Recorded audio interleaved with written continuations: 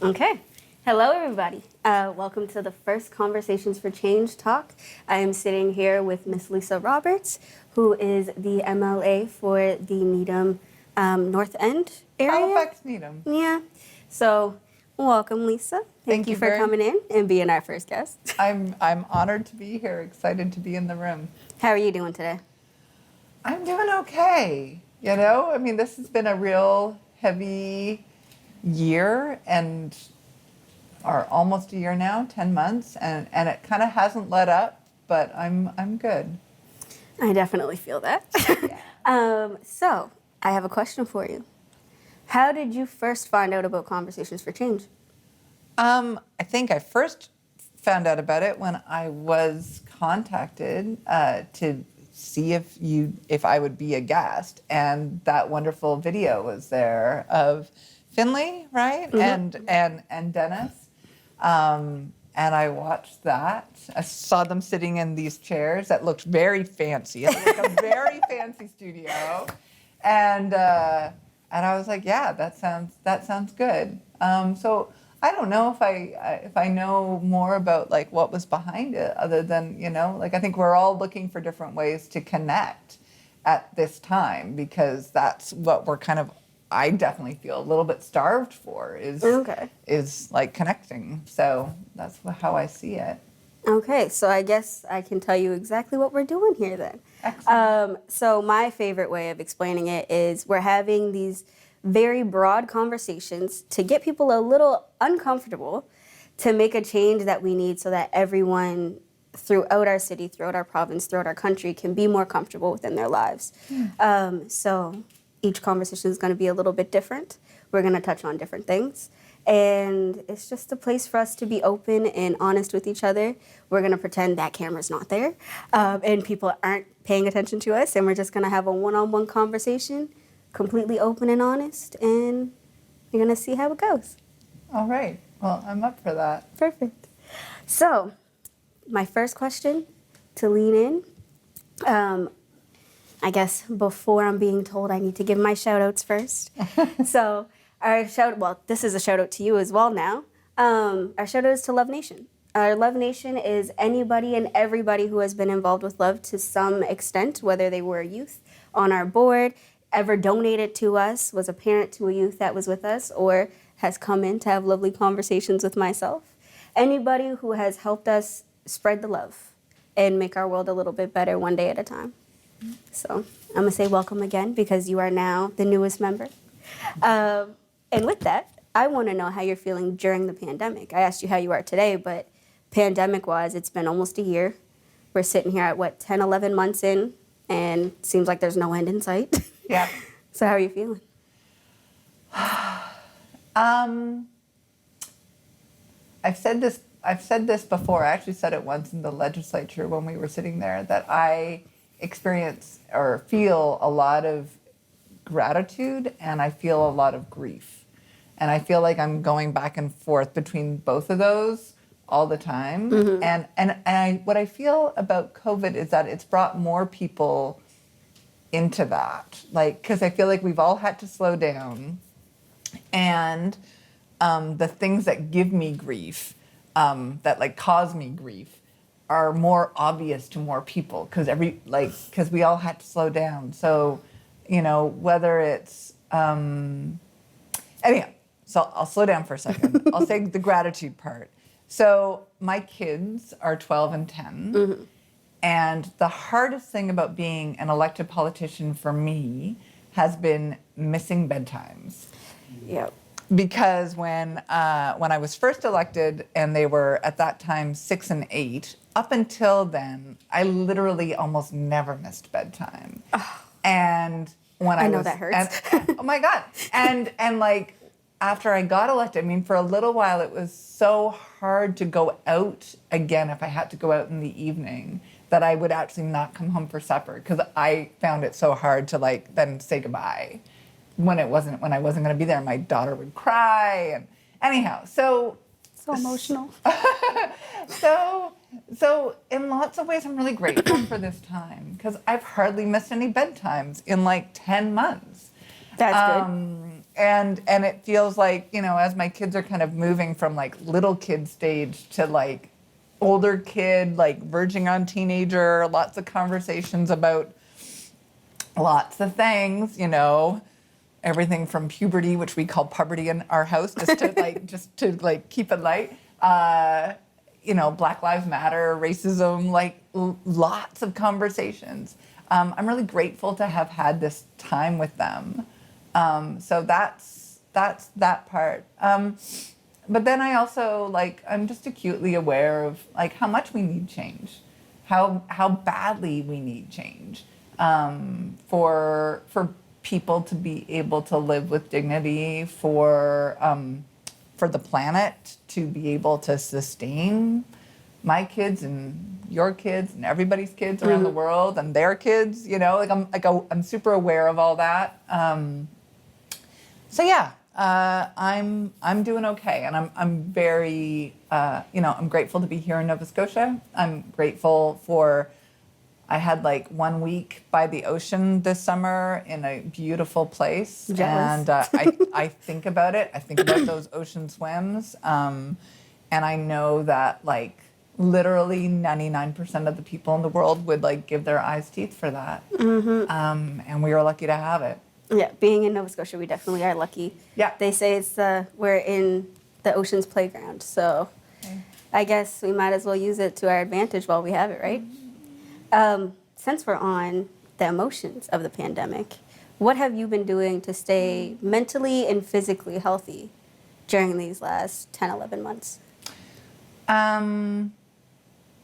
Initially it was outdoor, like little bits of outdoor time. And again, it's funny, you're taking me back to the first round of lockdown. Mm-hmm. The scariest part of lockdown? Yeah, and the most severe part of lockdown. And I just remember that reaction when, people were told that they couldn't go to parks. And, I was, as an elected official, both wanting to support, really, I would say that, as an elected official and as part of the NDP caucus in general, we have not tried to be in opposition to public health through this pandemic at all, ever. So there is, we've wanted to amplify, help to explain the messages that we're getting. But that one was hard. And it was also hard at the beginning. I live in the neighborhood where Love's offices are. I've got lots of constituents who, when they come out of their front door, are already within 6 feet or of less. Their neighbor, or right? Less, yeah. of a different household, and I've got lots of constituents with little kids living in relatively small places without backyards, and so I found that hard to be amplifying that message when I knew that it wasn't landing in an equitable way on everyone, because we don't live in an equitable society. And so a lot of those restrictions were really hard for people. Well, for a long time it was illegal to go outside, so it was just, what do you do? Yeah, it was hard. And so, in terms of keeping myself well, in those early days, we're lucky. We have a backyard, and I got to know it a whole lot better. Yep. And there were gorgeous things about it. we had cardinals in our backyard for the first time ever. I saw a woodpecker in my backyard for the first time ever. It was, we started taking photos of birds and trying to identify them and that kind of thing. So that has, was good. I think the first wave of the pandemic was hardest for my older kid, who really loves the social and really loves the activities. Yeah. And so not being at school, the realization that she wasn't going back to school. I'm assuming she's a little butterfly. Yeah, she just she soaks up the energy from everybody. Whereas for me, I was again, I don't have to go to evening events. I can I can be having conversations. I can be reading. I can be emailing, and no one's, again, when you're elected, I mean, it's funny. Tonight reminds me of the nights that I would often have. Tonight, there are 3 different things happening. The federal Halifax NDP AGM is tonight on Zoom. The African Nova Scotian History Month launch that's that tonight, would normally happen at the library is tonight. So like that is like very typical of a night for me in January or February or March, or every night except sort of August and July and Just constantly December. doing things. And like going, oh my God, where am I going to be? Like, and who's going to feel like that I'm not paying attention if I don't go to that? So like for me, it's been okay. My salary keeps coming. My health benefits keep coming. My kids are not little. Like, if this had happened when they were 4 and 6 or 2 and 4, it would have been extremely difficult, especially working full time. But yeah, all that thing. My parents were pretty good.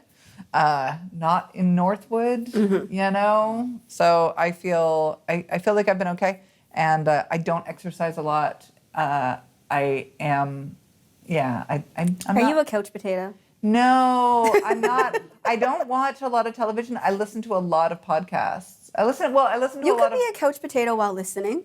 Yeah, I tend to listen to podcasts while I wash dishes because I really hate washing dishes and doing laundry. Like I really hate, like the only thing that gets me through doing chores that I don't really enjoy is like listening. So. See, me, it's making sure that I remember they're gonna get done. So it's doing them gets them done, so then I don't have to do them. Oh, I don't know. It feels like a constant. It feels like a treadmill in our house. And then I walk into my room, and then somehow I walk back to the kitchen, and there's a cup in there that I didn't wash, or that was there before that I didn't notice. Yeah, I don't. Random dishes decide to pop up. Okay. Yeah. Yeah. I think I may have some dishes ghosts in my house. I think I've got 3. Yep. No, me. I have one. It's me. I grab things and I forget that I grabbed them. That's all. Okay. Okay, so next question.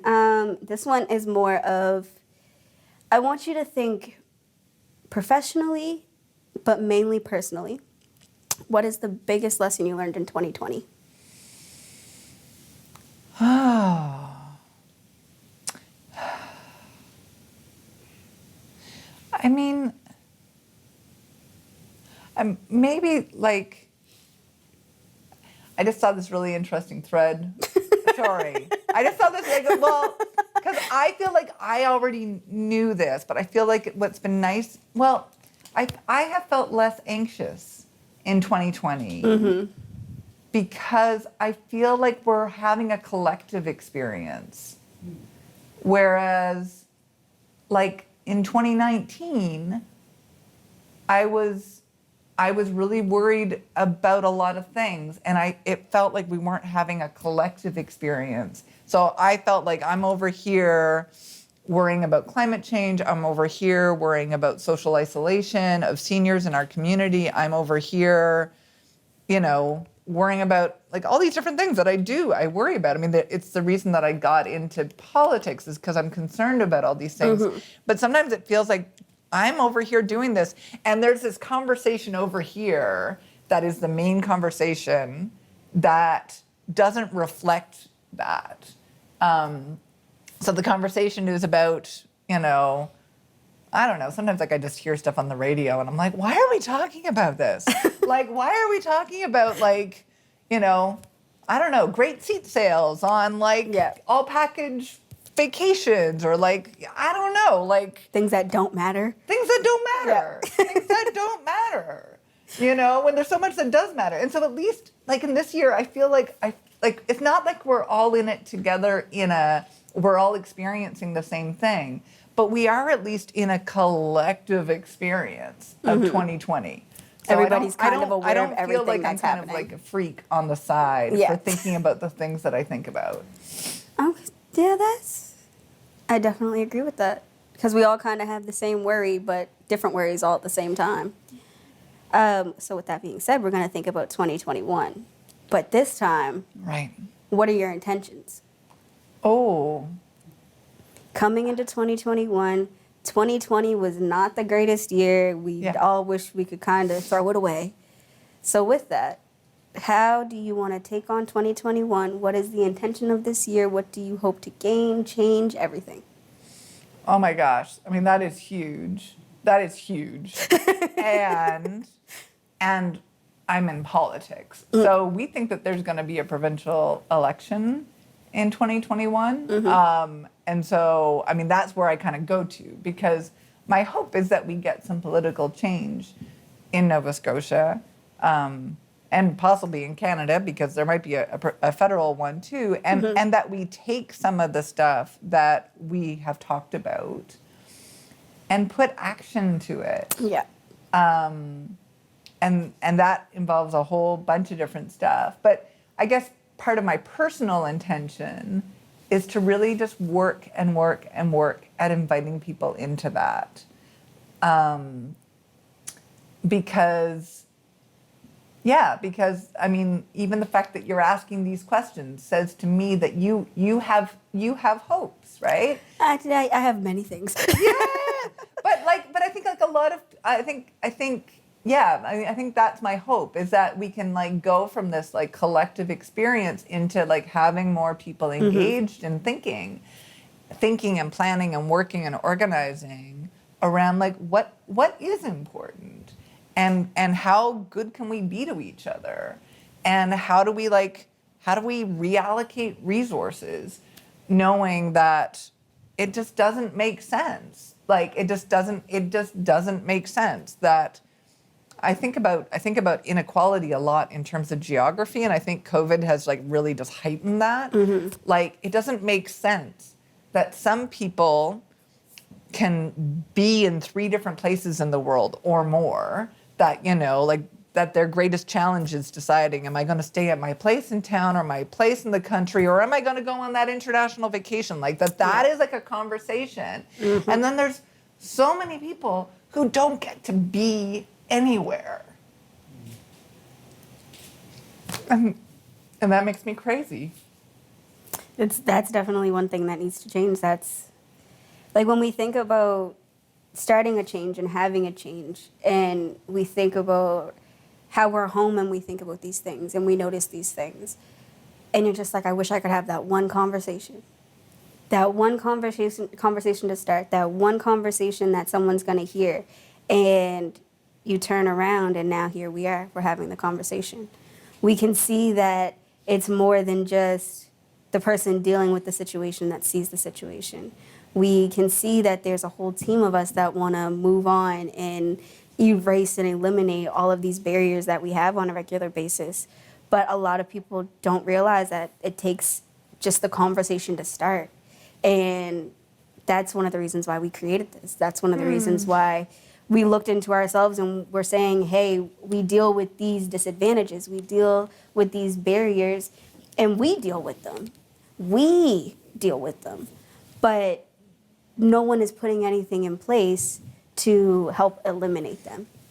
And our place right now and our stance right now is to have those conversations, to implement the change, to make it so that we're all on the same page, and that the way that we're in this pandemic together, we're in life together. And seeing how emotional it makes you and how much it drives you crazy, just think about those who are in it, and how crazy it makes us go, and the question of when does it end. And I think that's our intention with the conversations. We want that end. We want to be able to ask the question, when does it end, or where does it end, and then look at it and be like, first step right here. And then we're just going to keep on walking forward. But with that being said, because I like when my questions and my sayings follow up with each other, our goal is to be successful. With that, how do you define success? How do I define success? I mean, my success for me is helping. Like it's like helping in some way and learning. You know, success for, I mean, it depends on what level. I mean, I know like success would be trending in the right direction. It's like, it's not about arriving, it's about trending in the right direction. Are we reducing the number of people who are spending too much of their income on housing? Are we reducing the number of people on the wait list for affordable housing? Are we reducing carbon dioxide emissions, or maybe even like the carbon percentile in the atmosphere? Like, are we trending in the right direction? That's what I'm looking for, and it's like, how do I help to make that happen? Mm-hmm. Yeah, I like that. I like how your definition isn't the ending; it's the beginning and the middle. Yeah. And a lot of people think when you're successful, you've made it to the end. And true success is when you're on the way there and when you're starting. And the road that you have to take to get there. It's not so much the ending or the destination. It's how you get to that destination. It's the bumps in the road. It's your car breaking down. It's the running over a piece of roadkill that you didn't want to. It's all of the bad and the good and everything in between. And I find some of these questions that I'm asking you are questions that were asked in program. And how do you define success is one of the ones where we have a room full of people from 13 to my age, 24, 25, and their answer, you're going to see everything and everything, but you're not likely to hear about the destination. You're likely to hear about, success is me graduating high school so I can go to college. Success is me getting my beginner so I can get my full license. It's having a conversation with my mom so we can repair our relationship. Like, it's all of these things that are stepping stones to making things great. It's never the ending, which is great. It's, this is what I'm doing successfully to get to where I want to be. So I love seeing that you kind of have the same mindset and the same vision as we do, because that right there shows that you want to make a change that other people don't see, and that you see it in a way that we do, and you can sympathize with us, and it helps. Also with that, we look at it as, we call you a suit and tie. And we say this because usually when we see you in a room, you're done up, you look nice, you're very presentable. So, are you the same person in your suit as you are when you go home and you're in your sweatpants? That's funny, because I don't own a suit. I mean, so, but it's funny, I had to actually go out and get some clothes for this job at one point, because I was so not that. I think I'm the same person, though I think I have definitely fallen into this, and this has been part of the learning of being in this job. I think it's possible for me to fall into not being my best person at home.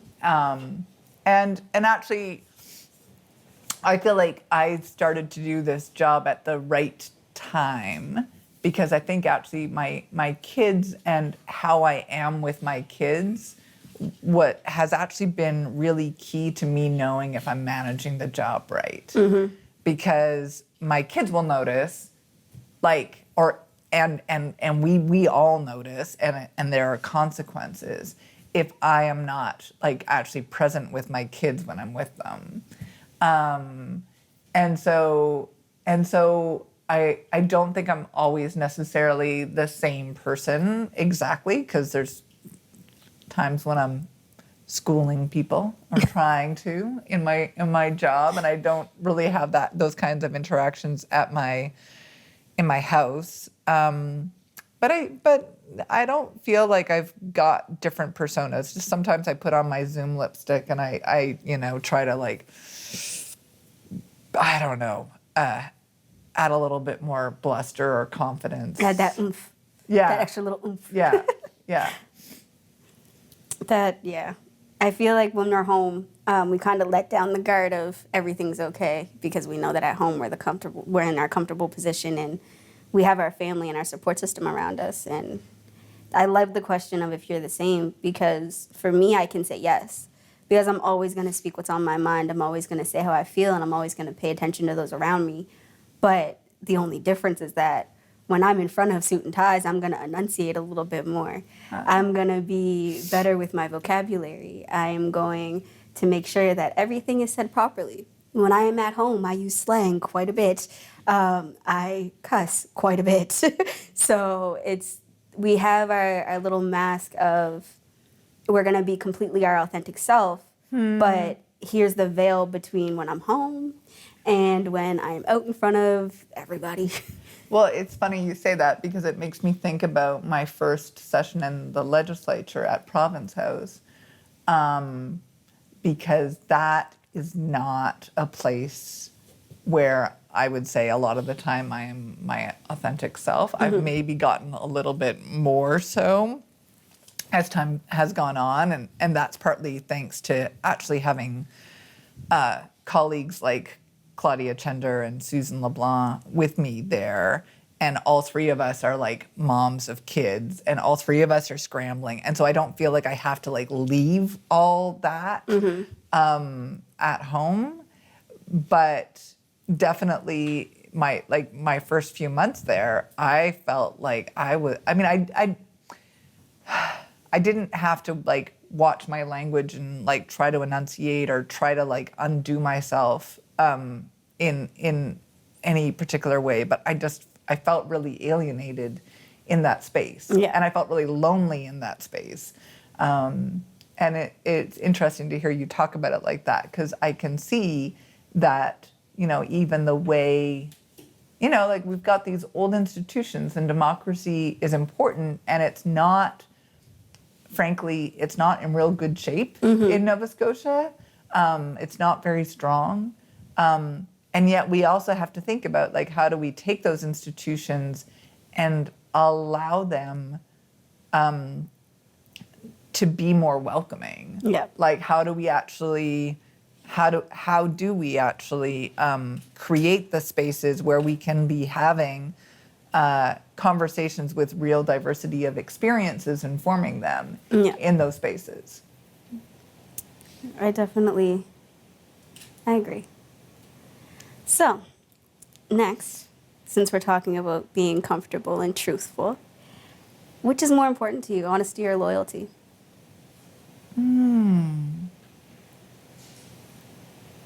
Honesty or loyalty?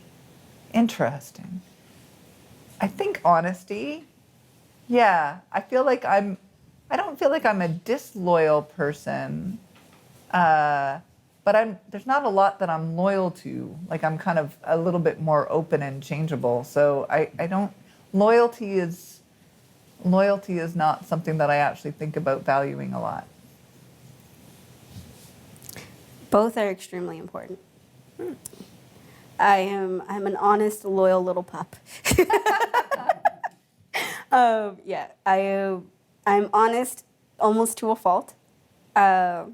I am also very loyal to a fault. And I say pup because it reminds me of how you could scold a puppy, you could hurt a dog, you could do anything. Keep on. And they always come back for love. And they're the most loyal companion you could ever have, and they give you the most amount of love, and it's genuine, never-ending love. Oh my goodness, is it ever.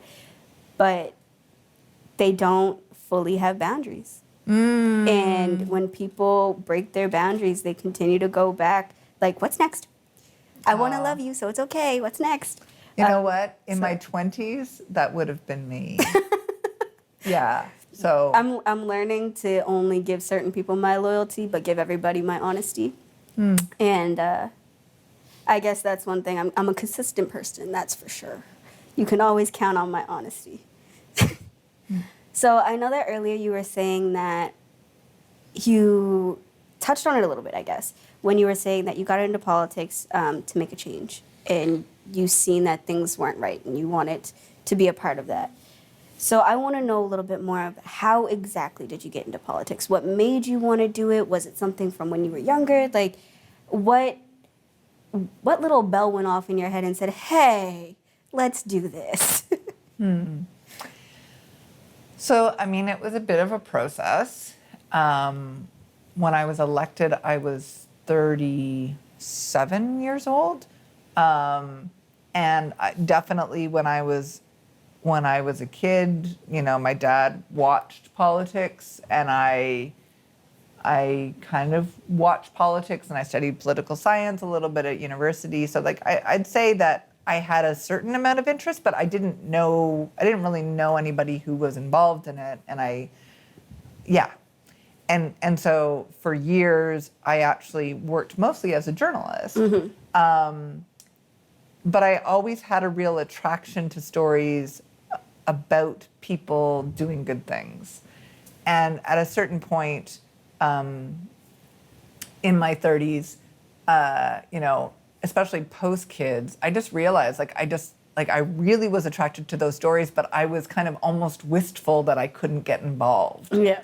And I started to think about maybe I could. And, in terms of the very specifics, I was home with like babies and watching municipal council here in Halifax. And sometimes I'd like web stream it while I was like cooking or what have you. And there were different kind of scandals and controversies at the time. One was ConcertGate. I don't know if you're probably too young. I don't even remember. That is rude. That is so rude. That is so rude. I am not that young. Well, I think it was like it's 10 years ago. I was well aware at that age. It I pay wasn't, attention. and it wasn't that big a scandal. But anyway, I don't even remember it. But we were paying money to have huge concerts on the Commons. I think that was it. Anyhow, I was watching Jennifer Watts, and so Jennifer Watts was the municipal councillor for a different district at the time, and she was like smart, and she was compassionate, and I just liked watching her in like doing her thing, I guess. And I watched enough of it that I started to think, well, maybe I could try to run and sit next to her. And so I went to the campaign school for women in 2011. And during the campaign school for women, they came out with the plans for redrawing the boundaries for district seats. There had been a long process, people saying we have too many councillors.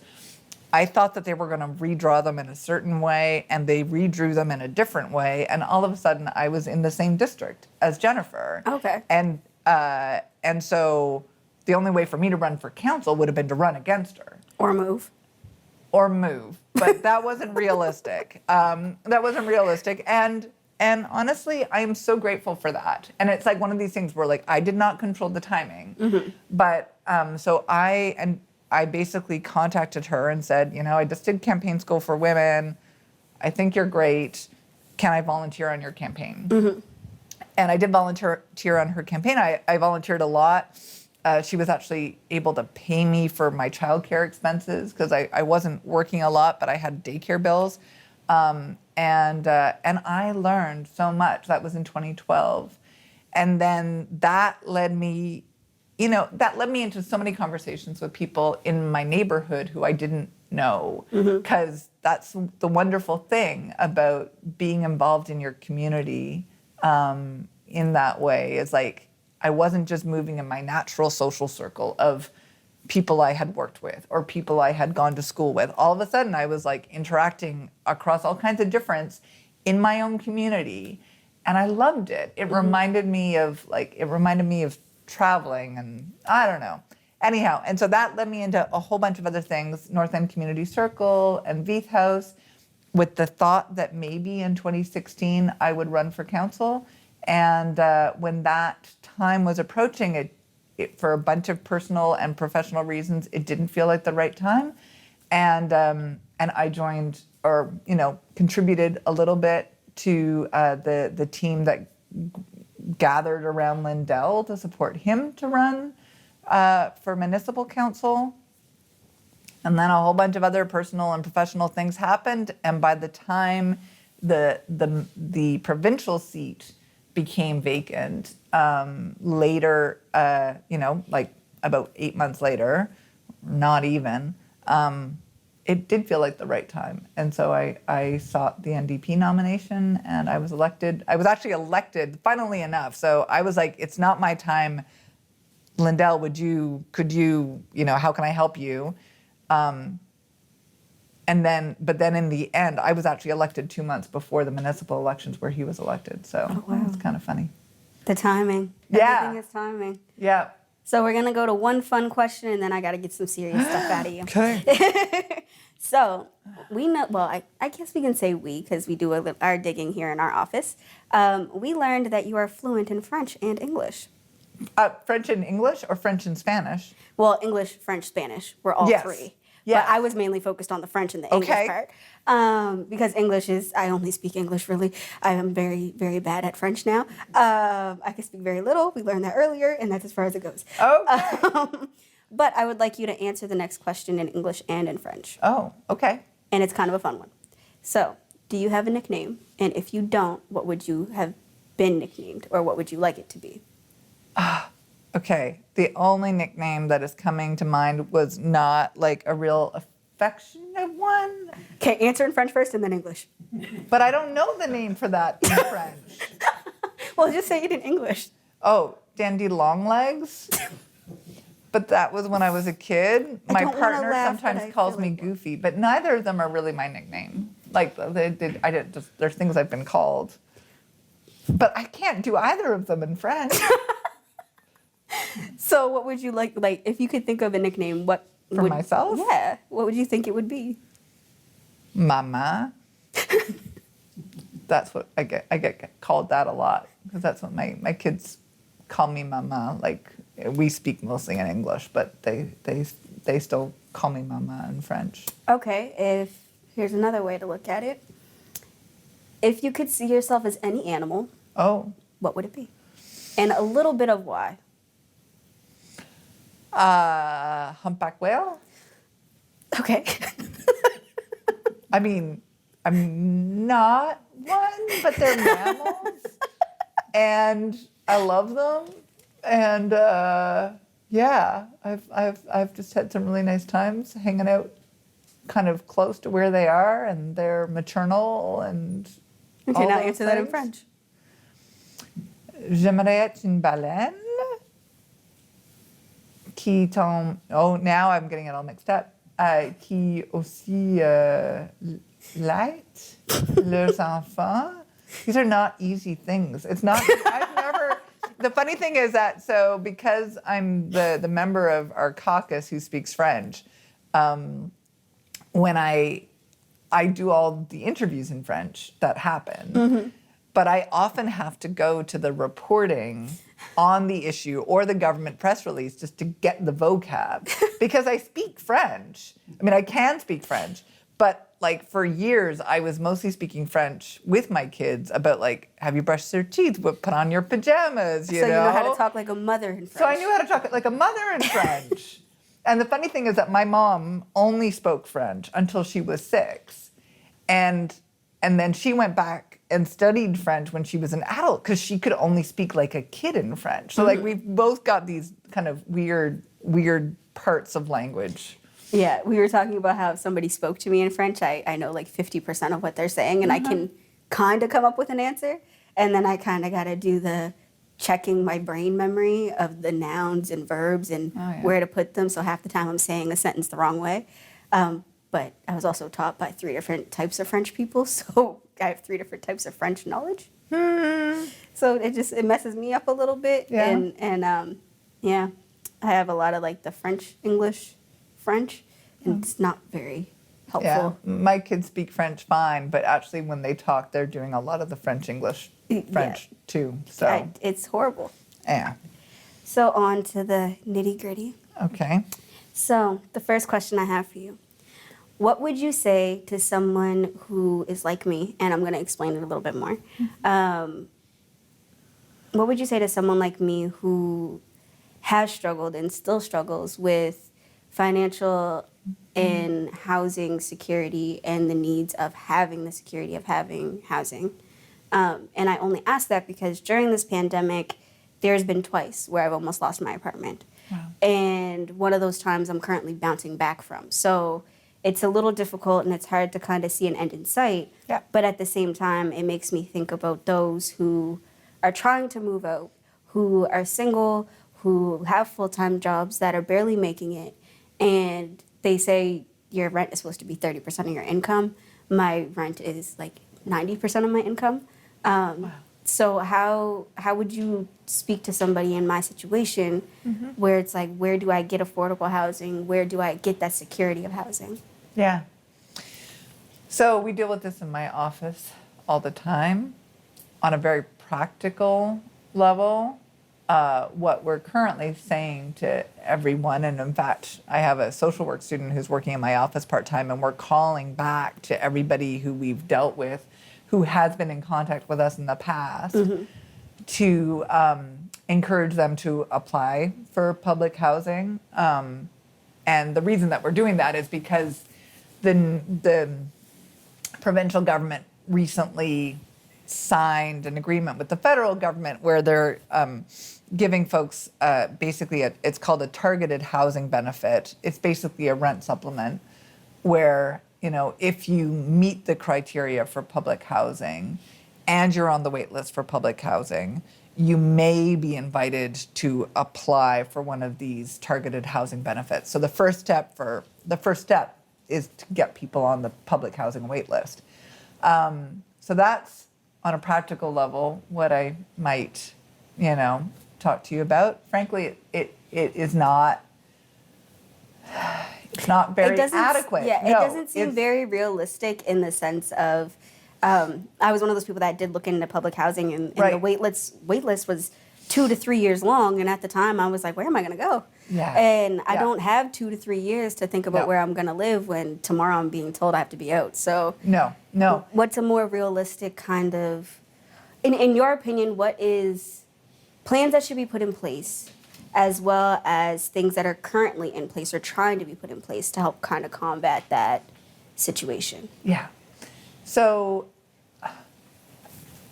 there isn't enough. There isn't enough being put in place. I mean, in Nova Scotia, for, like you said, like for people who are working full time, minimum wage is too low.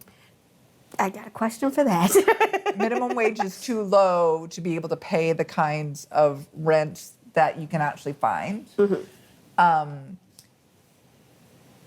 And for decades now, we haven't invested collectively as a province, but it also partly lies with the federal government because for decades they didn't invest in more affordable housing of all kinds. So like there are countries when I heard this, I was like, what?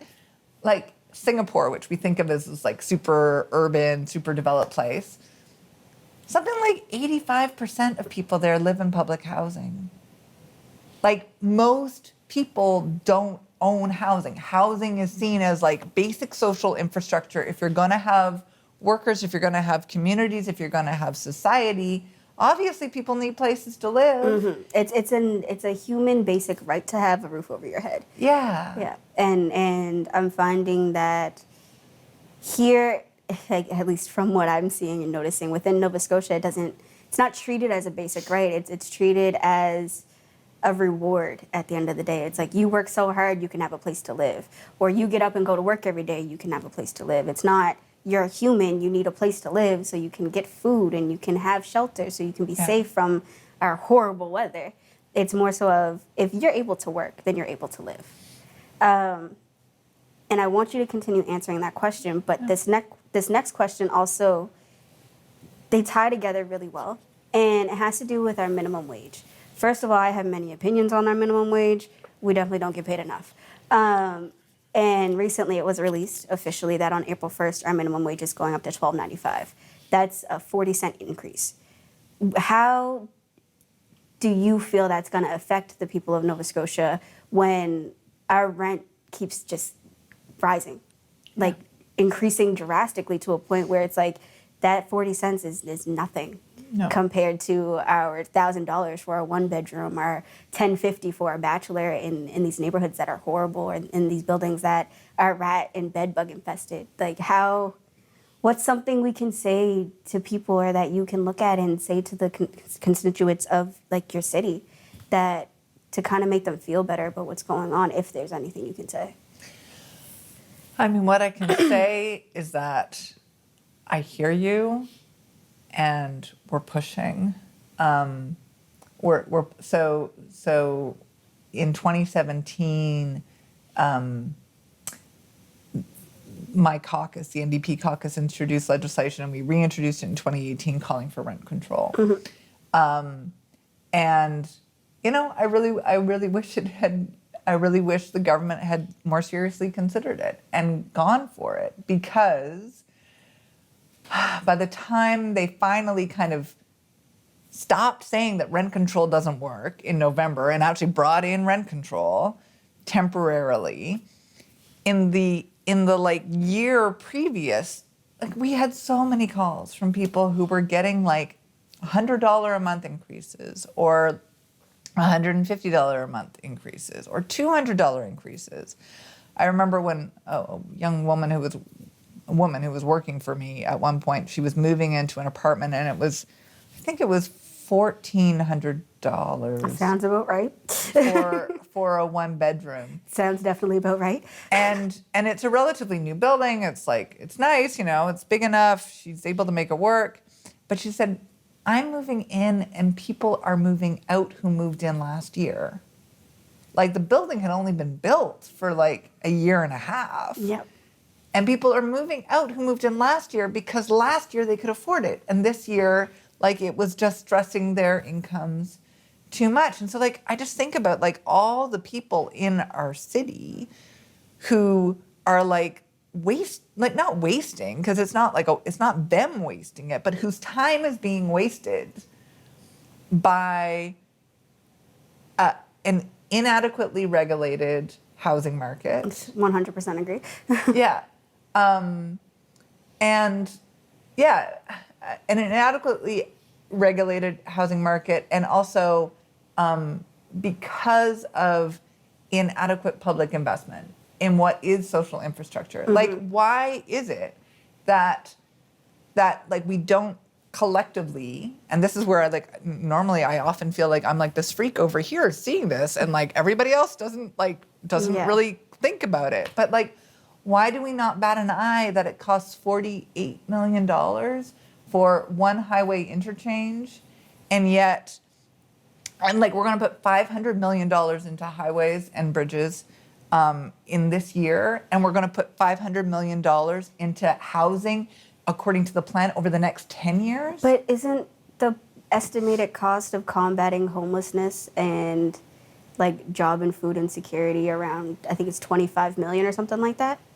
I haven't heard that statistic, but like oftentimes, I know it's between 25 and 32 somewhere around. I looked into it a little bit too much, I feel. No. I mean, I end up with like today, if I looked on my phone, I could see it in a text, because I was in a meeting today where somebody texted me. I think it's 20% of Nova Scotian households, I think, are spending more than 50% of their income on their housing costs. I can agree. Yeah. That's me. Yeah. And what we've found, and I've talked about this in the legislature, is that like actually housing insecurity is not just affecting the very poorest people. Like it's not just affecting people on income assistance, though it definitely does. It's not just affecting, you know, seniors living on OAS and the guaranteed income supplement. It's affecting people who work. And I mean, I remember this conversation I had with somebody who called me. She was living in the McDonald apartment, so like one of the older apartment buildings facing the Commons.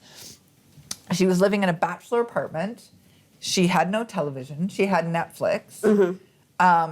She didn't have a car. She didn't have any kids. She had a bachelor apartment and like an iPad to watch Netflix on, and she was calling me asking where she could move so that she could have enough money to like be able to, go out for breakfast or like go for a coffee. And she was working at the hospital, I think as a porter. She was unionized. But like just the rent has gotten to a point where it's just really hard for a lot of people to find a place to be. And the only place at that time that I could recommend to her was Northwood. But she wasn't like a Northwood apartment where there's like, which is more affordable because it's built by a nonprofit, and their mandate is not to make profits for shareholders. And also they're not going to sell the building to somebody else who's then going to put the rent up.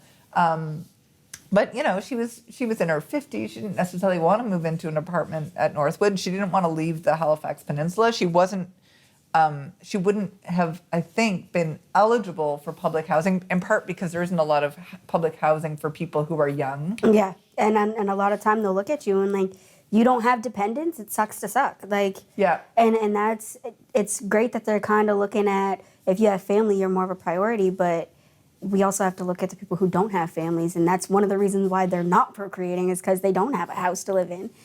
And I'm going to just add in our last question before we have to wrap up, because I did get a warning that we're at a little under 10 minutes now. Okay. While we're talking about this, I want to know your opinion on what's going on with mutual aid and how those like structures popping up around the city, like how it's affecting people who are living in the city, but also the benefits of them. Like, what's your opinion of that? And how do you see that, and what ways do you think it could be modified to be made better? This spring and summer, in my regular commute, I was walking past one tent and another space where people were living rough. We lost, shelters in, that are close to here because of COVID-19 don't have as many people in them as they used to, because people are actually getting to live in shelters with a little bit of space, with a bit of dignity around their bed. They're not like in bunk beds. And that's a good thing. That's a good thing, because people who are experiencing homelessness still need to get a good sleep and deserve some dignity. And it is distressing, and it's unacceptable that given COVID, given that shelters were full a year ago. Yep. Like they were full before the pandemic. They were exceeding full. Yeah. At that point, yeah. Yeah. That we haven't seized this moment, and also seized federal dollars that are available, or just decided, you know what, let's buy a motel and support people with the services that are necessary. There's plenty of old abandoned apartment buildings that could be renovated and given as homeless shelters right there. There's many. There's a lot of ideas. There is no end of possibilities. And if you look across the country and you look across North America, you can see places where people are taking this moment and they're doing something dignified with adequate supports, so that people can get that experience of security, which enables everything else in their lives to start getting work done. I mean, that's Housing First. We have a Housing First program in Halifax, but it's full. There hasn't been enough funding for anybody else to go into Housing First. And that's just like, it's not okay. And so I appreciate the people who took the step of channeling their frustration and also their love into building those shelters. And I know that it's making a difference for some people who don't have another option. It's absolutely unacceptable that they don't have another option. Yeah. I know that we might have some questions from people watching, so do we have a couple? Just see. No questions at the moment. Oh, while we're waiting for questions coming in, we do have a little gift for you. Oh my God.